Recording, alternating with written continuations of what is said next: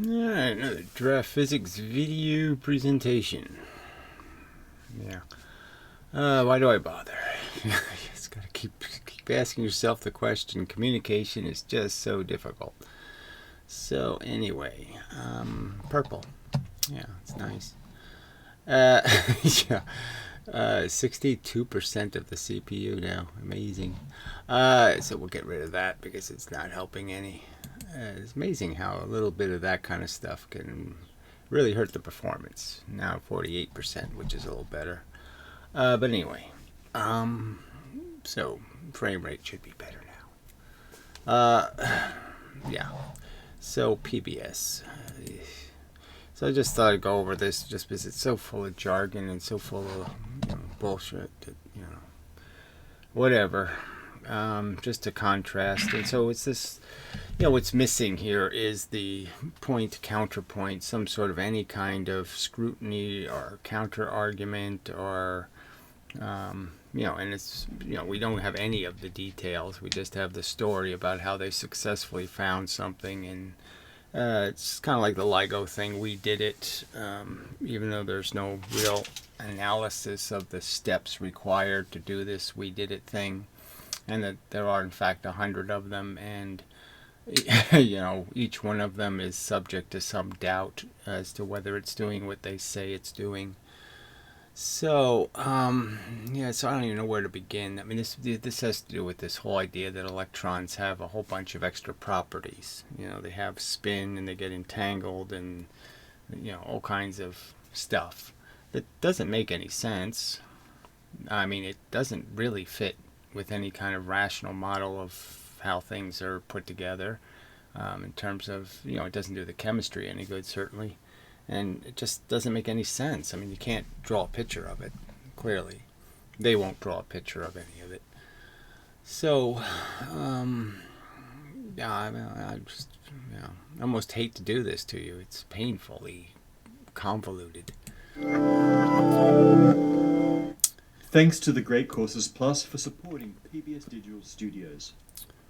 Let's talk about the best evidence we have that the theories of quantum physics truly represent the underlying workings of reality. Right, so he says the best evidence we have, and he's not going to show us the evidence. He's just going to talk about it, and it's this obtuse, obscure evidence. Well, that worked really well. I mean, I hit pause. I didn't do anything else. So anyway, this is like the double slit experiment. It's all perfect. It all fits. It's all excellent, except, well, no, if you really look at it, it doesn't make any sense at all, and the waves are in the wrong place, and doesn't, you can't make it work. And we have 17 different interpretations of what we're seeing in the evidence. So even when they agree on the evidence, they don't agree on what's going on. So it's useless as causal information. And yet they talk like this is the proof. I mean, look how great it is, when it sucks as proof. So far short. So these are just stories of the Bible. And it's the same thing. I mean, you either believe it or you don't believe it. Quantum field theory is notoriously complicated, built from mind-bendingly abstract mathematics. So that should be a strike against it right there, yeah. So you really shouldn't have to, the mathematics really shouldn't be mind-bendingly complicated or anything. They're just variables, right? That's all it is. So what should be so complicated? Just explain why there's a variable, why this is, why that is, and why that is. And then you'll understand why there's a relationship between them. But could it be that the underlying rules that govern reality are really so far from human intuition? So again, it has nothing to do with human intuition. They're just so far from being anything mechanical and physical and understandable. And it's just this woo-averse. It's just they might as well believe in a god because they have so many god particles. The whole thing is made out of god events. Or a physicist just showing off. Yeah, I don't even see how you're even accomplishing that. It's just that people are so dupey that they'll believe whatever anybody tells them. Whoever's wearing the Lee Man shirt or whatever the fuck that is. They're just suckers. For better or worse, the physicists are definitely on the right track. Oh, says you. You're the authority. You know what track we should be on. Oh, God, that's, No, I'll argue, okay, with you from my authority, okay, as a rational human being, that you're not even close. You're not even on anything called a track, okay? You're in a big pile of mud, okay, just spinning in circles. Spinning. We know this because the predictions of quantum field theory stand up to experimental test time and time again. All right, we won't see any of the experiments. Not a single one of them will we see. So there's no. This is like the experimental test of the double slit. We know they don't fit. The de Broglie-Boehm interpretation doesn't create even the right pattern. I mean, it's a double slit and it creates the single slit pattern. I mean, it's not even close to completely accurate. It's completely inaccurate. Quantum field theory describes a universe filled with different quantum fields. Oh, yeah, right. 400 of them. I mean, just preposterous rubbish. Fields of what? Magicalness. La la la la la. Which particles are excitations, quantized vibrations. Right, so the particles aren't really particles. They're clumps of wavy crap in the middle of this crap. In the middle of a crapiverse, it's a little piece of thick crap. Or whatever, lumpy crap. I don't know, because it's just so, it doesn't make any sense. Produced by the other lumpy crap. So lumpy crap makes lumpy crap. We've talked about QFT many times before, starting with the very first quantum field theory, quantum electron. Right, so everything's now the quantum field theory. The first one was made out of rocks and sticks and leaves, and then they evolved it, and then they bought a thing of Elmer's glue, and they could glue on some shiny buttons, and and then they got a glue gun, and but then they couldn't get their little model too hot or it melted. Blah blah blah blah blah. Dynamics. QED talks about the electromagnetic field whose excitations give us the photon.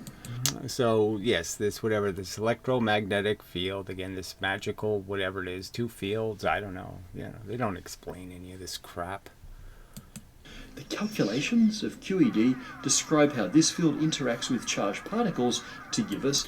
Right, and what are charged particles? Because they don't even, that doesn't even make any sense anymore, right? I mean, physics used to be protons and electrons, and that's what made an atom, and it made some sense. And now it's just, what the hell are they talking about? The electromagnetic force, which binds electrons to atoms, atoms to molecules. Now, we know that electrons and protons do that, okay? That the electrons really do all of it. Okay, and all they're doing is sharing electrons or not sharing an electron. I mean, that's all there is. An atom is an ion because it has too many electrons, and a positive ion, a negative ion, and it's a positive ion because it has too few. So, let's go to the videotape, I guess, or whatever. We'll go to the drawing board. Off to the drawing board. Where the hell is it? Drawing board is here. All right. So, this. I don't know. I don't know when, in history this all changed. I mean, even when I was in school, I wasn't too keen on some of the crap they said, but at least it had some sort of reasonableness to it in terms of understanding something. But, they keep doing this to the atom. It's changed into this thing that isn't even close to being anywhere close to being mechanical. But I could argue that, all right, we know that the nucleus is net positive. But we know it's not just made out of protons. There's neutrons in there. And so they have to play a role. So I've explained how the neutron is really a proton and an electron. And that the role it's playing is as mediator. The little electron is doing the mediating and allowing the protons to get close to each other. So the nucleus is made out of a bunch of electrons and protons. Arranged appropriately in the sense that it has to be in some arrangement where you only need 1/2 the number of electrons as there are protons. So somehow the electrons in a sense have to be sort of on the inside, in the nucleus, and then they're on the outside of the atom. Kind of argument could be made, but somehow you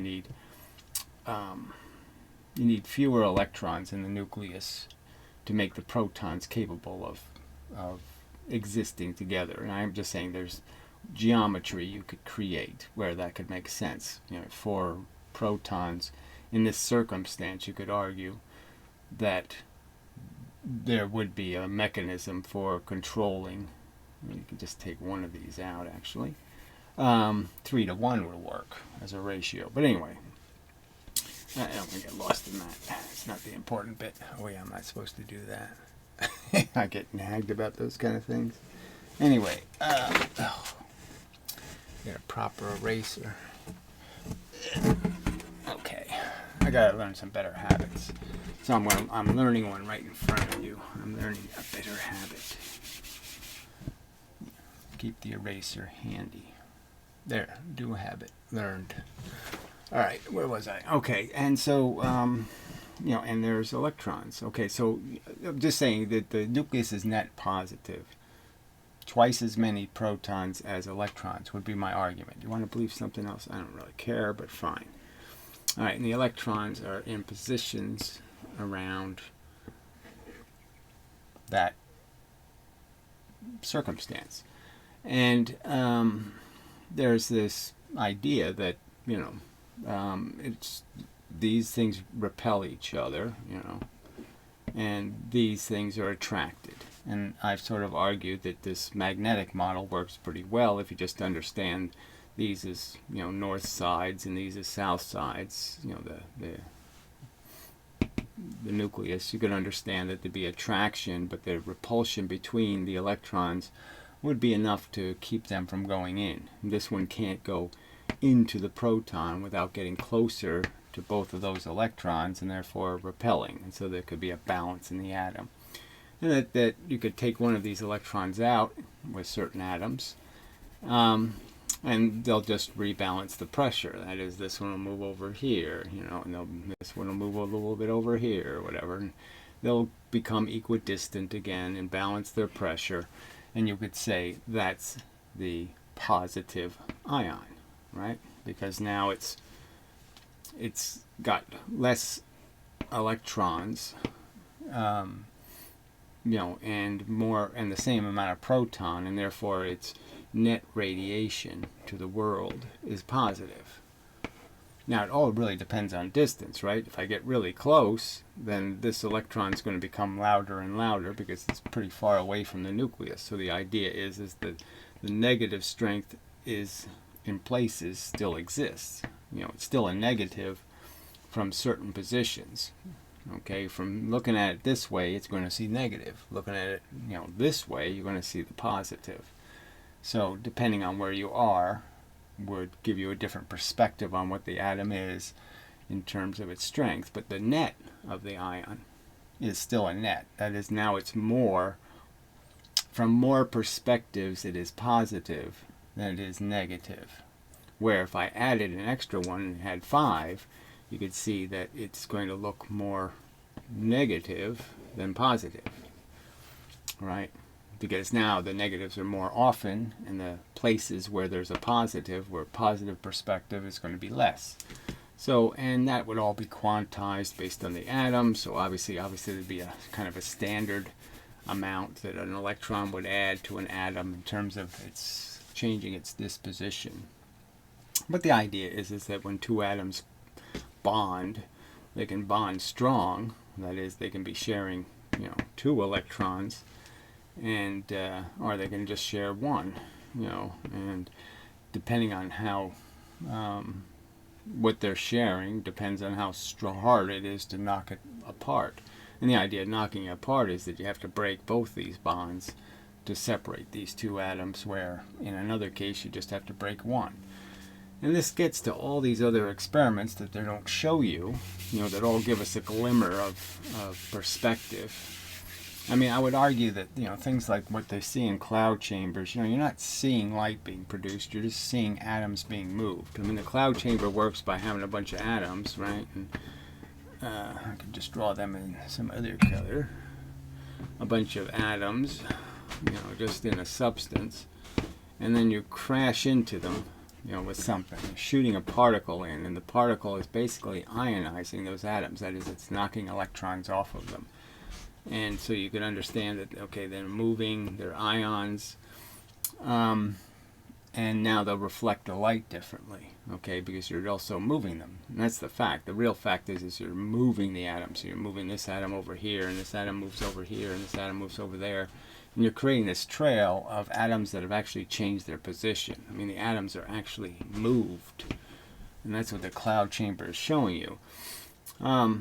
So, I mean, but from that perspective, you can sort of understand that for one electron to do that, they can't already be, electrons can't already be moving, because why would this amount of speed be more than the speed of the electrons already got while it's orbiting? And it just doesn't make much sense, and that this energy is really just being transferred. This has a bunch of gamma ray behind it, this electron, and it plows in, and what it does is it shares that energy with the other electrons, and so they get part of that radiation, and so they move this very fast into another one, and it's a cascade of moving atoms, or ionizing the atoms by hitting the electrons and moving the electrons out very quickly. Well, anyway, but you're not creating photons, you're just creating a path in the material, the substance. I don't know if this is directly related, so I guess we'll go back to the videotape and wait for the next irritating moment, requiring some context. Yeah, I think that's what we'll do. And therefore, allows you to exist. QED is so again, this they always do this kind of stuff, right? We wouldn't have a cell phone without this, and we wouldn't have this, and we wouldn't have that, and now we can't exist without this nonsense theory, And yeah, we can. And they did it before you predicted it. Deeper and more complicated description of electromagnetism than the simple opposite charges attract, like charges repel of classical electrons. Right. So it's the basic function, though. So that's the basic function. Charge has a function.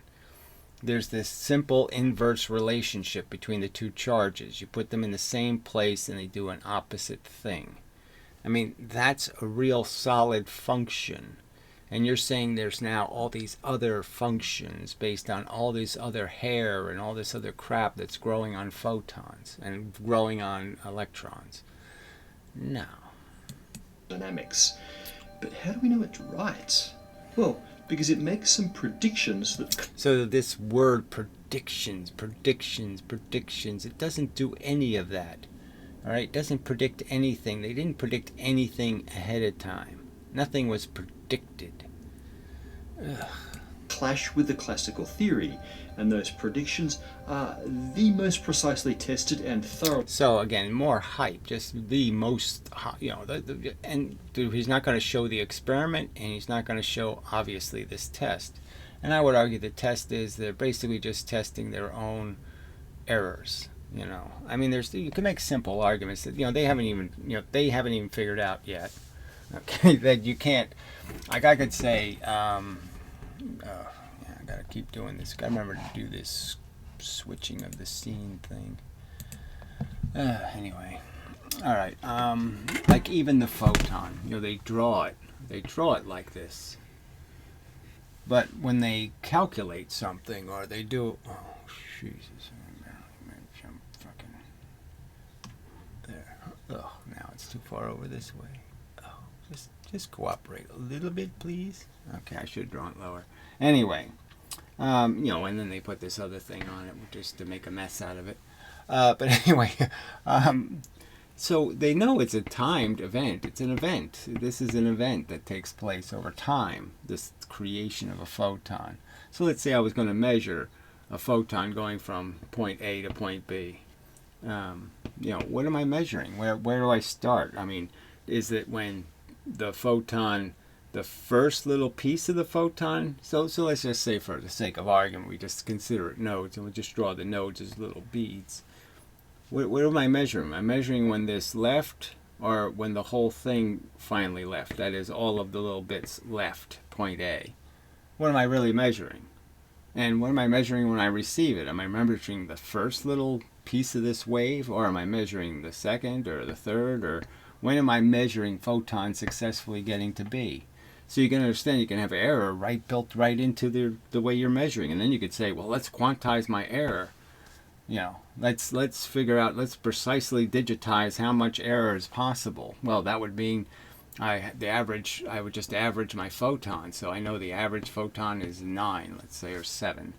Okay, so seven things long. If that's the average, well, then I can do an experiment and I come up to decimal places, and I can have, I can go 10 decimal places figuring out my error. I'm just figuring out an error. I'm not figuring out anything real. I'm just figuring out how much I'm off because I don't know when the photon really left and when the photon really was received.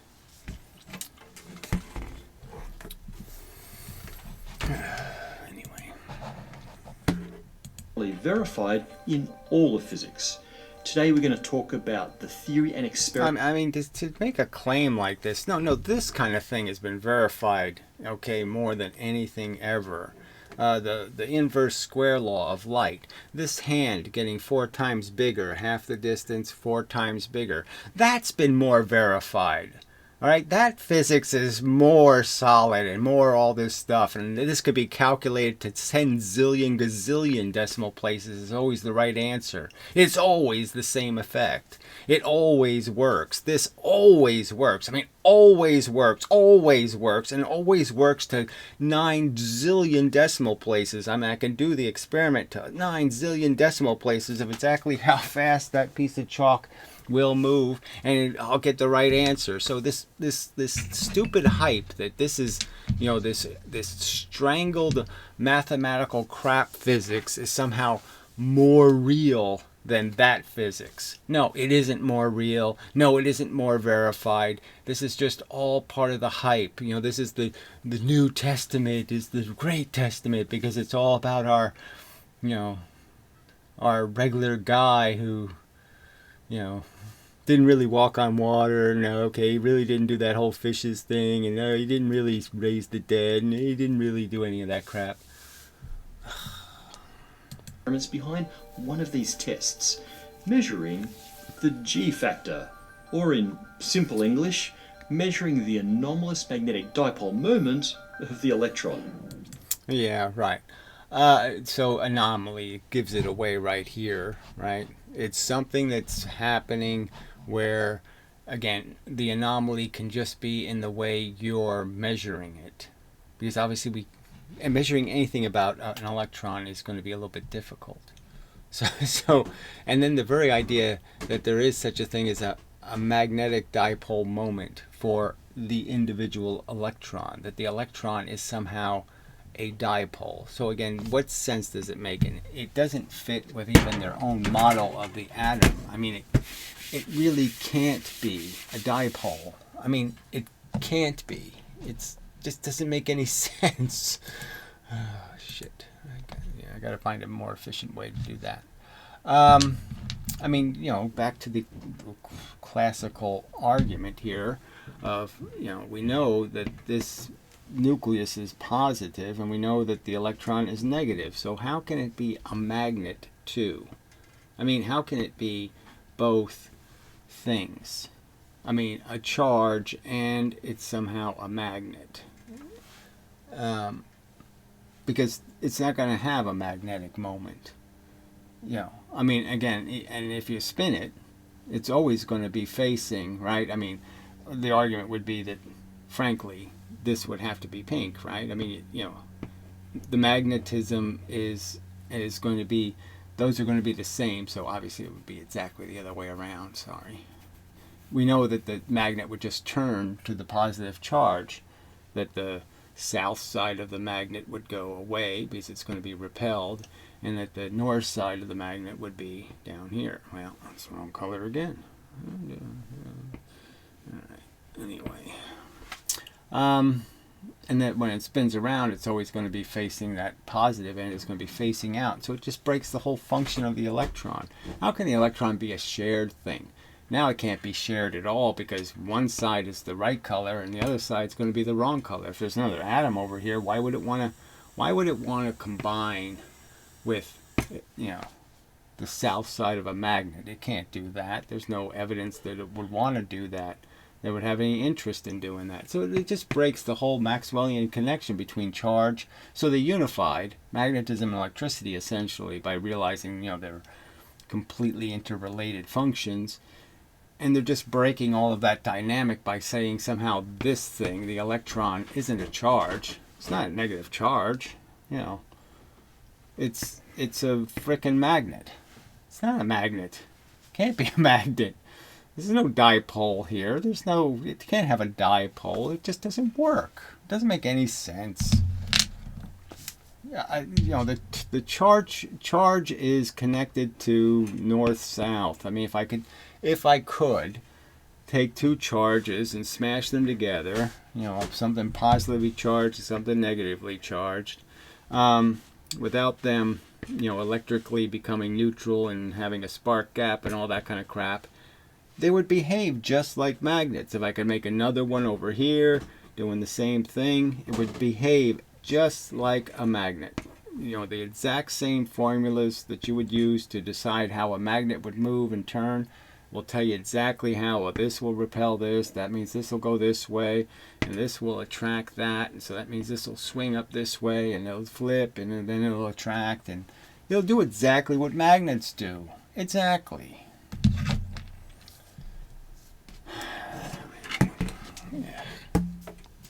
Sorry, I'm losing all enthusiasm for these conversations. Yeah, just what's the point? I mean, why would people believe all this horse shit? They really don't have any hard evidence. That's why they're not showing you the evidence, because the evidence is obtuse, obscure, abstract. It has nothing to do with a simple, hey, watch this. No, they don't have any experiments like that. Watch this. And just remember, they can't do the two-slit experiment honestly. I mean, it's a real simple experiment. And they can't describe it honestly. They'll say, we put electrons through the two-slit experiment. No, they didn't. They shot them at a crystal, okay? With grooves in it, shapes in it. They didn't go through it. They didn't have a slit. It's reflected electrons. I mean, it doesn't make any sense at all. It's so distant from the actual experiment. And you'll say it's the same thing. Okay, first up, what on earth did I just say? What is the anomalous magnetic dipole moment? Well, it's just like the regular magnetic dipole moment, but more anomalous. Okay, not helpful. Let's break down this magnetic dipole moment thing. Consider a bar magnet. And so they're not breaking down anything. So this is where physics goes all wacky. So let's show it. I mean, we're back to jellyfish theory. It has a dipole magnetic field, basically. So they're saying he's literally showing you that this is doing something. That the magnet has perpetual energy built into it. And it just keeps doing this swimming thing or whatever the hell this is. Even though there's absolutely no evidence that it goes anywhere. That it's swimming, that it has arms, that there's anything moving in this field at all. And their own mathematics shows them that, in the sense that Maxwell drew the pictures. I mean, it's not that complicated, for charge. That it's a straight line force emanating from the charges. And so all you do is think of the magnet as a charge, and it's pretty simple. I mean, the idea of the charge is that you have one charge and you have another charge, and the fact is that there's just rules, about these lines that are coming off of it, this radiation, just like light shining off of it. And you just add up what the lines say at a certain location. So if you got two charges and they're different strength charges, and that means these lines would be closer to get, more lines would be coming out of this one. And you're just measuring the intersections. And you're just saying, well, I can figure out what the charge is here by just adding up the length of this line combined with the length of this line. And that'll tell me what the net is. Okay, and it'll tell me what direction, and that's it. And that's the mechanics of it. And so the lines you're creating are just representations of where there's an equal amount of charge, where it comes out to be the same, and that's all these lines represent. They don't represent anything traveling on these lines. And then we think it puts an arrow on these lines is what end is pushing electrons and what end is pushing protons, right? Which end is associated with positive and which end is associated with negative. Because one end is negative, because it's a negative north, it's associated with pushing electrons, so that the arrow goes this way. So if I put an electron in the field, the electron will move that way. But I'm just saying it doesn't have anything to do with, it just has to do with which way the pressure is moving, which side is more negative than which side is more positive side, which way it moves. And so it just has to do, I put a proton there and then I change the direction of the arrow. So it's arbitrary. There's no substance moving. There's no anything moving on those lines. Those lines are just lines telling you a vector. It's like adding up two gravities. You're just adding up the gravities, right? And they're opposite gravity. One's a pull and one's a repulsion. And you're just adding them up. You're saying, how close am I to it? And what's the mass of the object? Oh. And look what they've turned it into. This swimming thing. Meaning it has a north and south pole, dipole, two poles.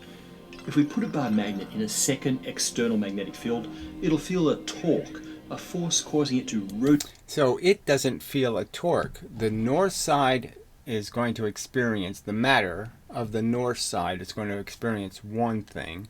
The south side, the north side and the south side are going to experience two different things, opposite things. Just like if they were an electron and a proton. The proton will be saying, this is a field hostile to me, and the other one will say it's a field that's not hostile to me, and that's how they'll move. So it won't be the magnet itself. It will be the understanding that one side of the magnet is repelling and one side of the magnet is attracting.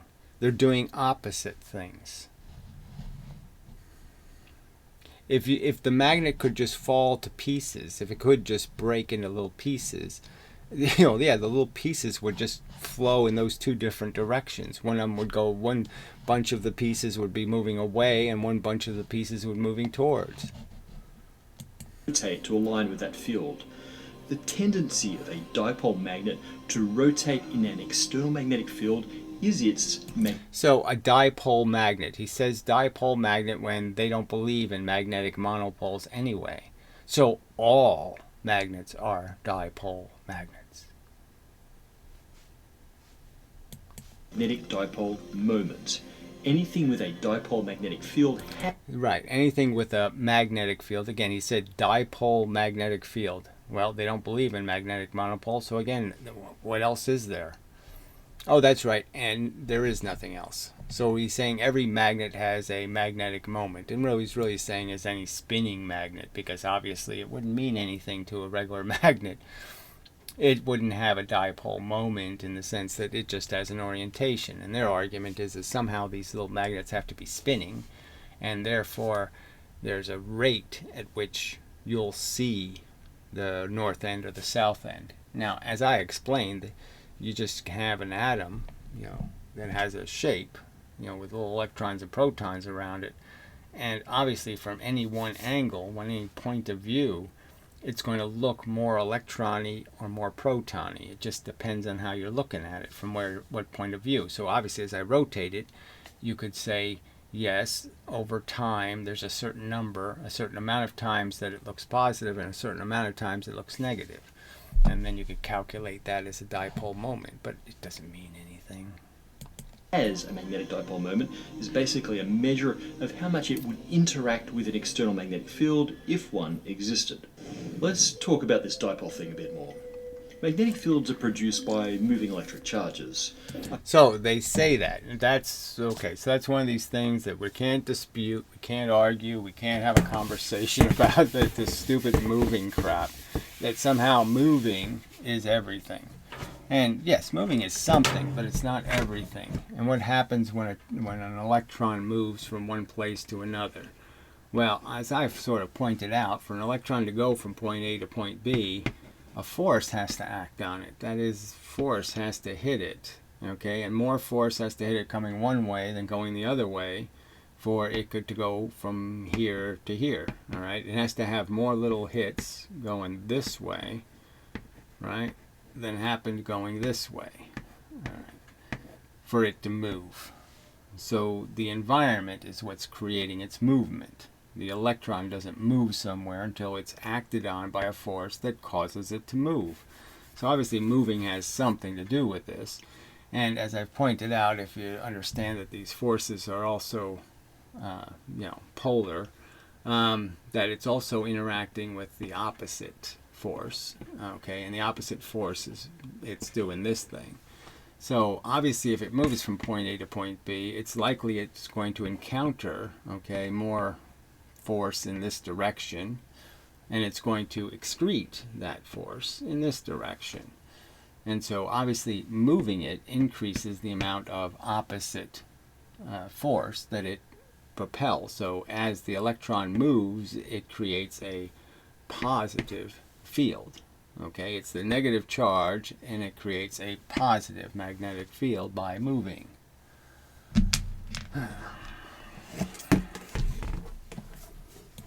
Perfect dipole field is produced by charges moving in circles.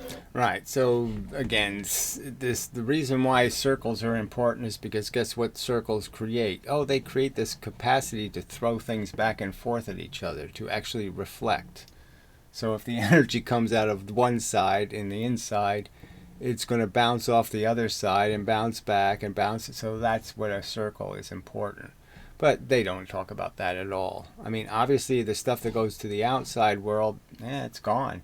The stuff that's excreted on the inside isn't all gone. There's a piece of it reflects. And so you just constantly reflect the same energy back and forth, therefore multiplying it. So the more coils you have, the more of the effect you're going to create. And what you're really just doing when running current through the wire, you're, basically changing the shape of the atoms by changing their shape. You can understand. Back to the videotape thing. Did I just do the last drawing without the drawing board? Maybe. Sorry about that. If I did. There's the last drawing. If you missed it. Yeah. Sorry. I'll get all this figured out eventually. It'll be very smooth, very nice. Yeah, anyway. So again, they just keep drawing all of this swirly stuff. There's no swirly stuff. There's just the fact that you have the two charges and you can change their positions. But obviously, if you have these electrons in these positions in an atom, and now you're moving electrons, that is, you're pushing electrons into the atoms, you could sort of understand that this electron might be moved to here, and this causing pressure with these electrons, so they would end up moving here and here, and that you would change the polarity essentially of the atom by the fact that you've pushed an electron, and now you've changed the shape of the atom, and the atom can essentially be, can be north and north on these two sides and south on these two sides because of that change. Because you've changed the shape of the atom, so you can change what people will see from these different locations.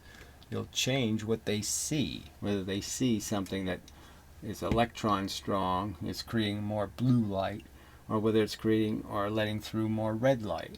You're going to change that by changing the shape of the atoms. So the electricity going through the wire is changing the shape of the atoms, which is polarizing the atoms, and because it's all going through in the same direction, it's polarizing them all in the same direction, which means it's creating a magnetic field just by polarizing the atoms. Yeah. For example, a loop of wire with an electric current, or the planet Earth with its dynamo core. But in the case of a bar magnet, the source of its magnetic field is a bit weirder. It mostly comes from the summed dipole magnetic fields of individual electrons in the outer shells of its atoms. Right, so we won't see any diagram of this. So somehow all the atoms on the all the electrons on the outside of the atom are what's creating some sort of dipole moment. When really it's just the position. Yes, the shape of the atom will change what you see. So all I have to do is squish an atom. I squish it, then the protons are more visible this way and this way, and the electrons are more visible this way and that way. And those electron dipole fields are indeed very weird. As we'll see, their nature is predicted by quantum theory. Measure electromagnetic moments and you verify your quantum picture of reality. Right, so and so the classic experiment for this was Stern-Gerlach, where they're measuring what happens to silver ions. So they just heat some silver, the ions fly off of it, and then they put them through a magnetic field. And all they're really doing is segregating positive ions from negative ions, kind of obviously. There's nothing to do with any dipole moments here. They're not measuring the electrons. Electron magnetic fields seem intuitive if you think of them as tiny balls of rotating. So what is this? Okay, so what is the electron? Is this the electron, the blue thing? I think that's what they're saying. This is the electron, this blue thing. And it has this... it's not possible, right? You can't figure out what they're saying here. What is this a picture of? Electric charge. Except electrons aren't balls, and they aren't really rotating. As far as we know... So again, it doesn't make any sense. It's spinning, but it's not spinning. So that doesn't make any sense. It's changing, but it doesn't change in any way we know of. I mean, it just doesn't make any sense. It's spinning, but it's not spinning. I mean, what is that? Electrons are point-like. They have no size. What are we bothering with this conversation for? Do you really believe that electrons don't have any size? I mean, you just said something. It's just, what's the point of doing physics? It's not physics then. What the hell are you talking about? What? What is that? This is just brainless God theory. So they came up with a religion where a brainless God runs the universe. The no size things. A bunch of no size things. Things with no size. I mean, when they know that they're automatically on a wrong road when they start saying things don't have any size, a thing doing something doesn't have any size. Don't they already know we're done. This is too, we're ludicrous speed. There's no point. The whole movie's a fake. Your whole movie is a fake. I mean, this is all just too stupid, too silly. The plot flaw is bigger than the story. And it doesn't really make sense to think of an infinitesimal point as rotating. Yeah, it doesn't make any sense to think of an infinitesimal point. As soon as you do that, you've already broken the function of your brain. Your brain, I'm thinking of the infinitesimal point. Oh, wait a minute. If I'm doing that, my ass starts twitching. What the hell? Because I'm not using my brain anymore. You can't use your brain to imagine stupid. That stupid. I mean, you can imagine a little bit stupid, but you can't imagine that stupid. Nonetheless, electrons do have a sort of intrinsic angular momentum, a fundamental quantum spin. So a fundamental quantum spin, an angular momentum that isn't their direction. It's not their momentum. It's somehow they have a momentum built into them that's causing them to go in a direction. So they're not being forced to move funny. They just move funny because they're funny guys. Yeah. They like to dress up as women and clowns and stuff. That is as intrinsic as mass and charge, despite not being the same as classical rotation. So it's intrinsic as mass and charge, and yet it's completely woo and silly. So it has nothing to do with either one of those things, and it has everything to do with woo and impossible to imagine and clearly impossible to draw, because what they've drawn here doesn't make any sense at all. What the fuck are you talking about? So we got arrows showing spin, but it's not really spinning, and somehow the electron has these little dots moving through the field. What are the little dots? What are those things?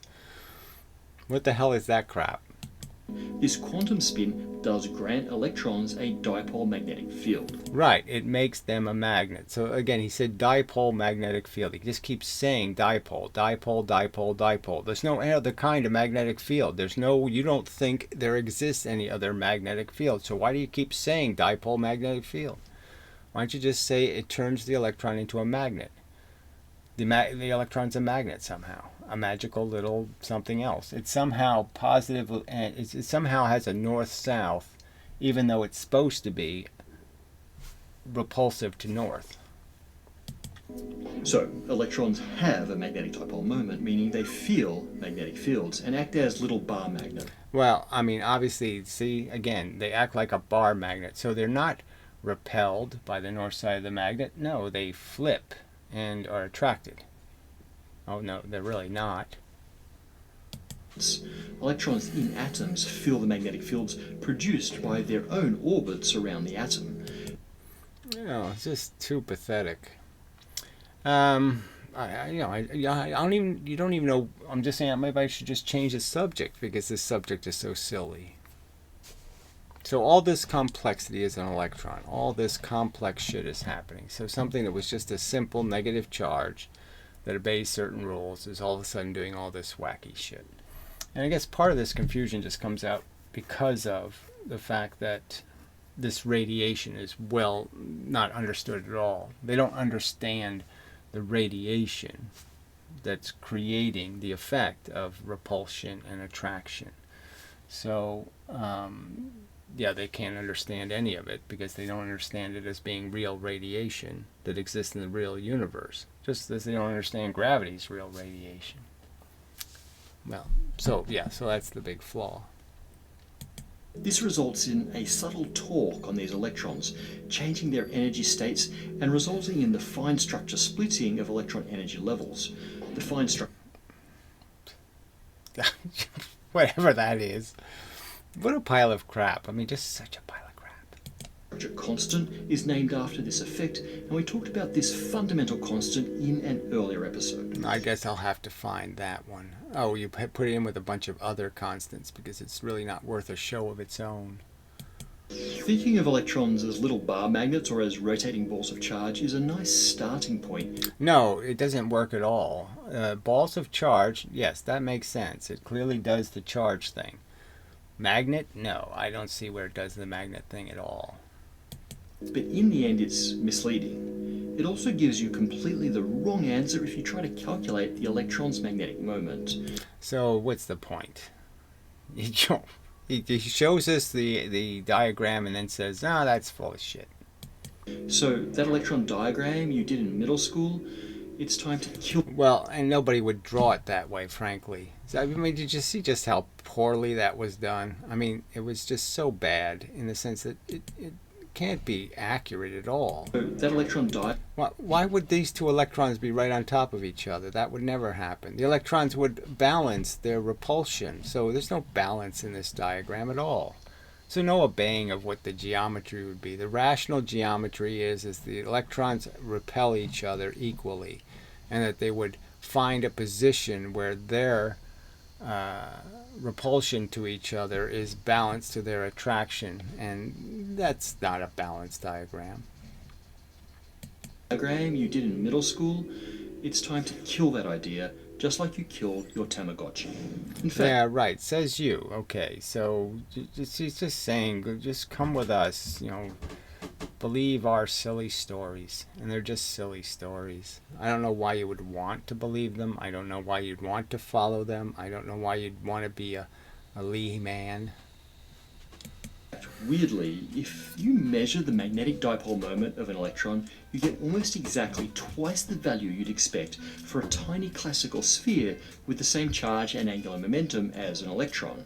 So again, it doesn't make any sense what he just said, in the sense that you just said it's an infinitesimal point. It doesn't have any size, and now you're making it a sphere, and how do you know what shape it is? And again, the dipole moment is what? How fast it's spinning. I mean, somehow the electron magnetism is turning, and it's how much of that turning is facing you at any one position. Well, how do you know that? That has to do with how fast the atom might be turning. This difference between the quantum versus classical magnetic moments for the electron is Well, there's no classical magnetic moment, so that's just nonsense. called the G factor.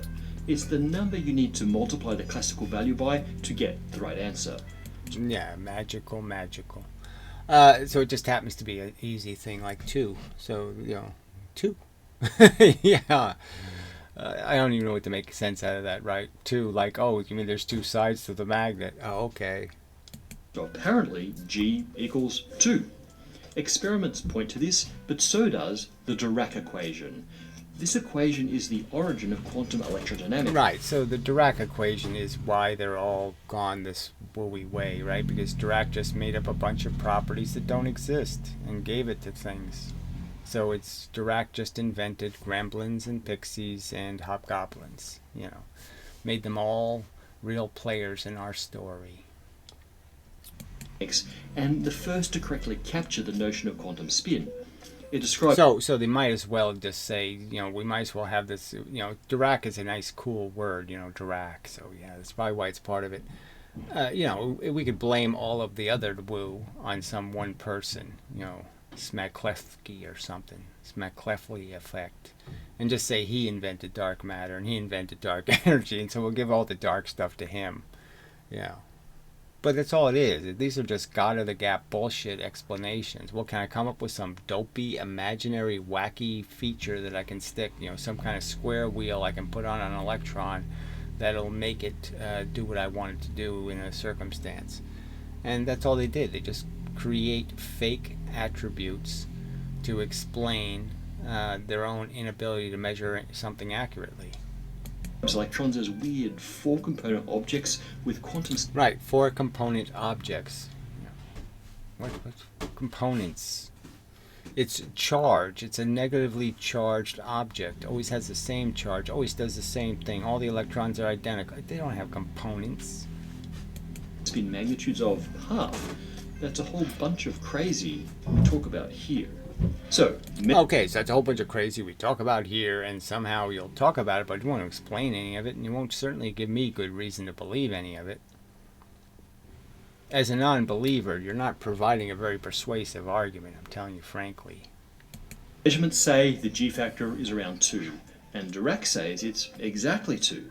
Case closed, right? Wrong. Oh, so very wrong.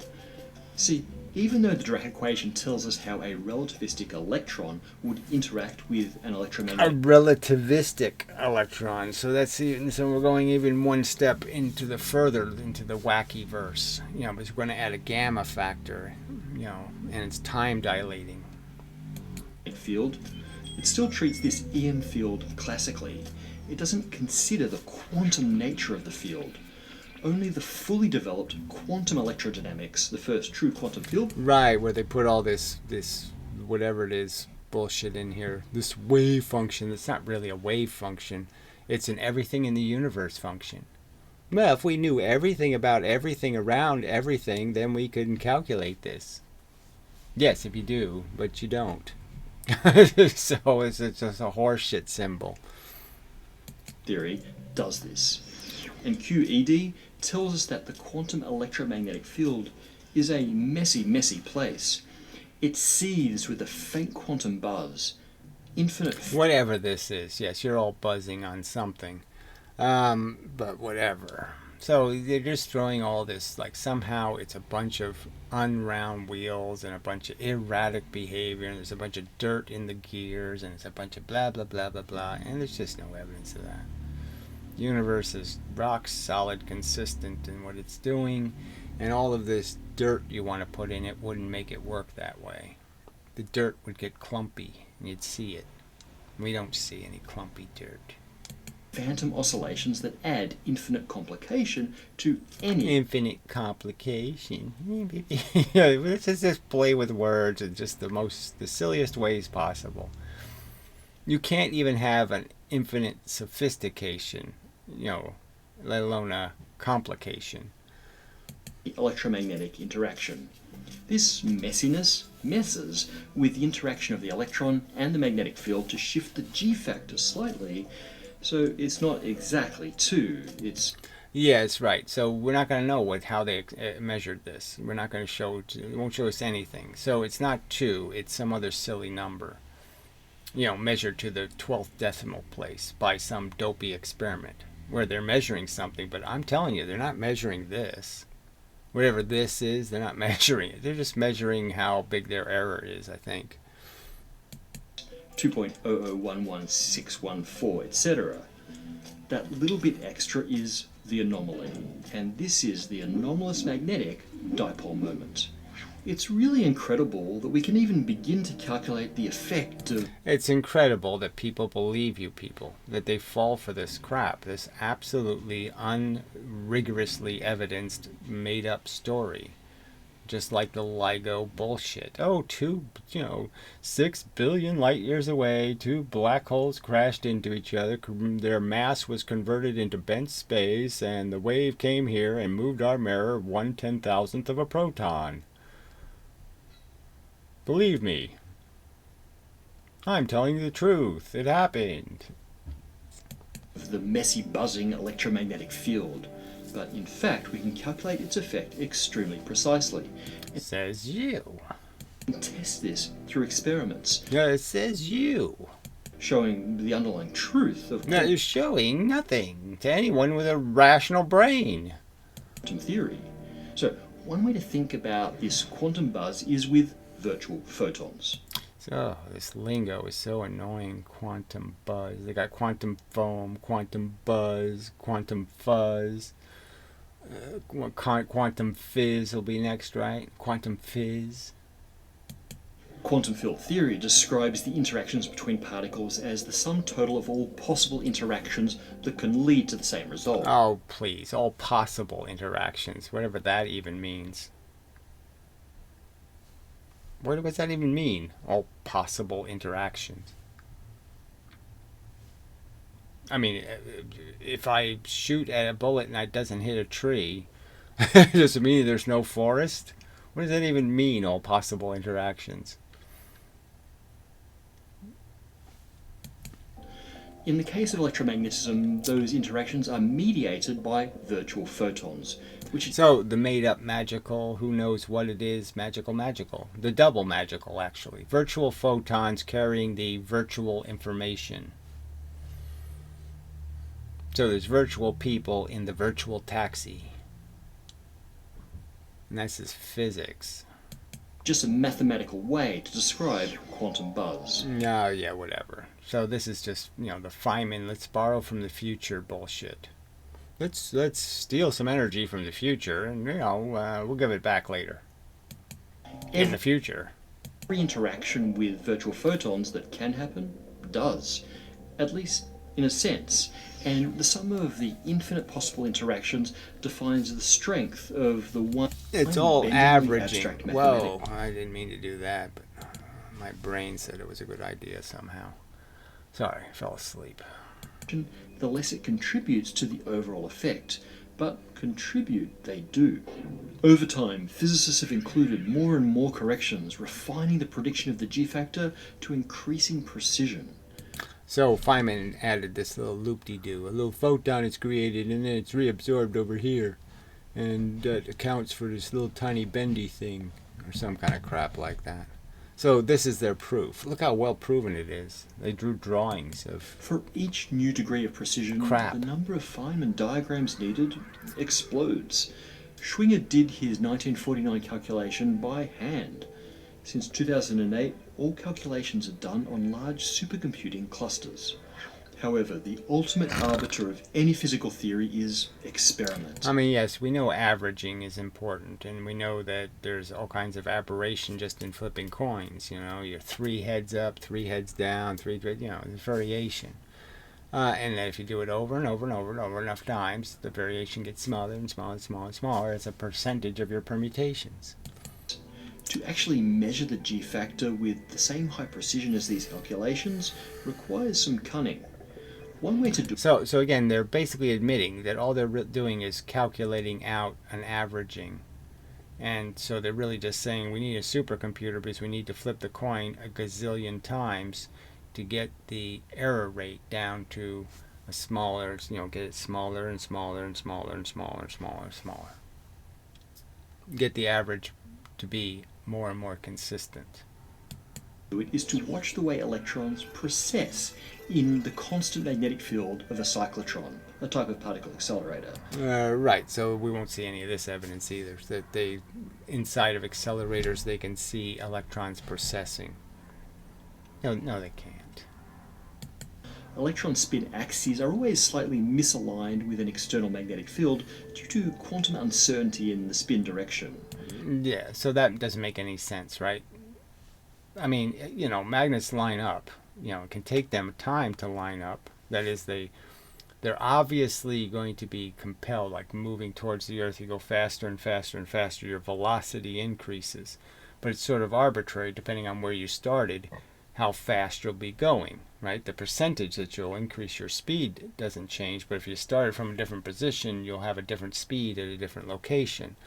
So for every electron, it's going to take more time to align, you could argue, if it was really a magnet, which it isn't. So really just accounting for the fact that everything overshoots, that's a common thing in the physical world, overshooting. Something, let's see, what's a good way to put it? I can't think of an example, but you've heard the word overshooting, so the idea that it goes past and then it has to rebalance because it swings the opposite way, and that it has to cycle, and there's a word for that, dampen, okay, that there's a dampening effect. As a result, they feel a torque from that field and precess like a top. This is called Larmor precession, and the rate of this precession tells us the electron G factor. And the results are staggering. The measured G factor agrees with the calculated value to 10 decimal places. Now, yeah, so again, just more horse shit. We're not going to see any experiment. We're not going to see any way of analyzing this to find out, well, what the fuck does this mean? Where did you get this crap from? So it goes 4, 3, and then this is 5, and that's 6. So. But it doesn't mean anything because we don't know what they're really measuring. I need to add a little subtlety here. To get from the QED calculations to a value for G, you also need to know the fine structure constant that I mentioned earlier. This is the fundamental constant governing the strength of the electromagnetic interaction of charged particles. This requires an independent experimental measurement. So it's really the relationship between the electron magnetic moment. Right, so that doesn't make much sense, right? Because they don't even have that constant to all those decimal places. So if you have 2 different numbers to those decimal places, but whatever, who cares? It's just rigged.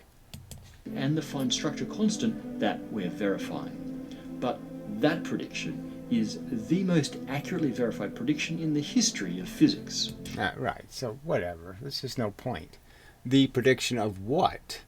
Some frickin' measured irregularity in what? And how was it measured? And so how can you sit there and say we predicted it when we don't even know what you're measuring and how you measured it?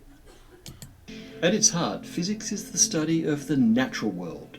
We make observations of... I'm sorry, there's nothing natural about cyclotrons. But whatever. It's just, it's about what you say is happening inside an experiment. So again, you think, this guy will tell you, yes, I believe that we can measure we can measure a mirror that moves 1/10,000th of a proton. Yeah. No, we can't. Reality, and then try to find theoretical frameworks that explain those observations.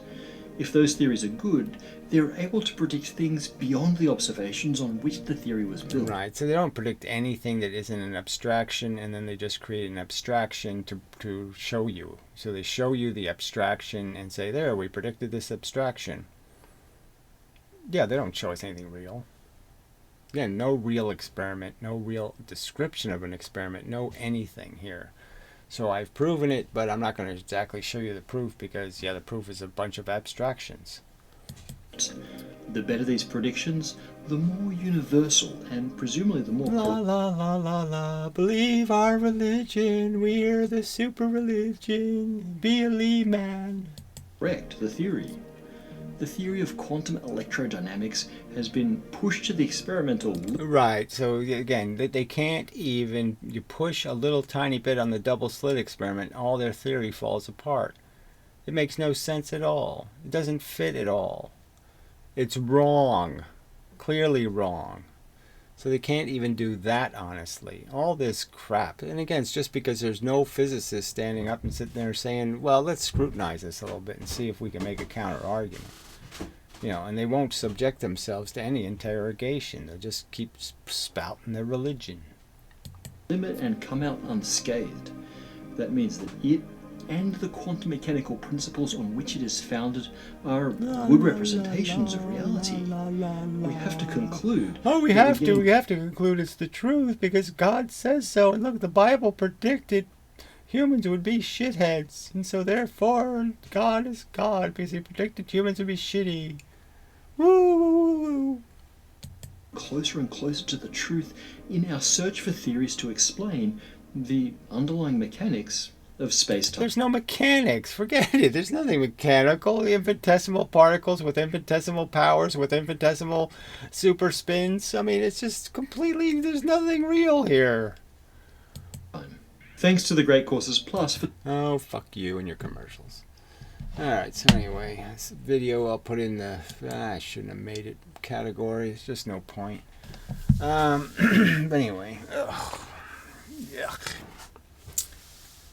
Yeah, that's all I can. But yuck. So, I mean, there's nothing to scrutinize. There's no experiment to even... It's like the Veritasium experiment, right? He could have not even shown us the single photon producing experiment, not told us about the detector getting 7 error photons, and could have just cited it. You know, done. And without any information about how it was done or what was done, there's no way to scrutinize it and say, well, if you're getting 7 error photons a second, then, you know, you have your detector turned way up too high. So how can you possibly be doing a time experiment when you're getting 7 errors a second? You have to push your photons in really fast, because if you take a long time at 7 errors a second, you're going to pile up a ton of error. I mean, there's no way to scrutinize what they don't even show you. So forget it. It's just, you have to just, take their word for it. Yeah, well, fuck that. Again, you can't take their word on any of it. And you can see it in the double slit. Like I said, there's not one completely honest, completely consistent with the evidence, completely without making some experiments up that were never done, or without talking about things that don't happen that way and what your expectations would be and when they wouldn't be your expectations, and all. Without distortion and perversion, they can't present you that experiment, okay, and make it make quantum sense, because it doesn't. But anyway, all right, I'm done. I give up. Surrender. No hope. Yeah. Just look at the little purple crap, Carrie. It's all okay. Purple crap. The purple crap. Yeah, that helps. Okay. I'll be one with the purple crap. And fade away. Get the hell out of here. Anyway.